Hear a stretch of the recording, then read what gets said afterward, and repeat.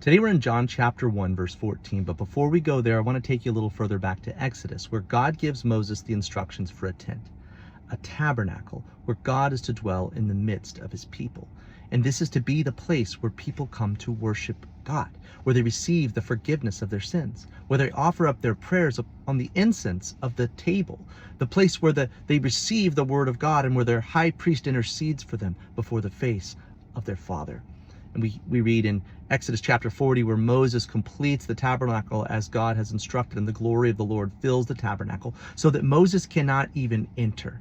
We read something similar in 2 Chronicles 7 when Solomon finishes the temple and dedicates it to the Lord. And it says there too that the glory of the Lord filled the temple so that the priests could not even stand to minister. Later in Ezekiel, where God's people are in bondage and slavery in Babylon, God gives Ezekiel a vision of a time where God will set his sanctuary in the midst of his people. And he tells Ezekiel, "My dwelling place shall be with them, and I will be their God, and they will be my people."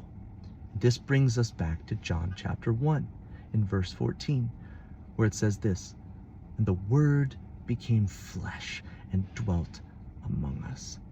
This Word that was in the beginning with God, that was with God and was God, through whom all things were created and without whom nothing was made that was made, the one in whom was life, and that life was the light of men, and the light has shined in the darkness, and the darkness did not overcome it. That Word became flesh. He literally took on our humanity and stepped down into his own creation, and he lived and dwelled among us. It says the Word became flesh and dwelled among us. That word dwelled literally means tabernacled. And what does that remind you of? But Exodus chapter 40 and the tabernacle and the glory of the Lord filling the tabernacle.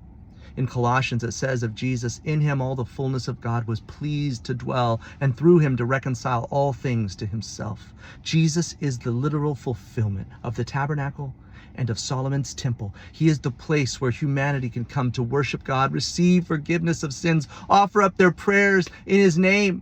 He is the living Word of God. And he is the great high priest who ever lives to make intercession for his people before the face of his Father. And the cool thing is that he is also the sanctuary, the dwelling place of God, where God will forever dwell with us in the midst of his people in the eternal kingdom, because he forever took on that human flesh for us.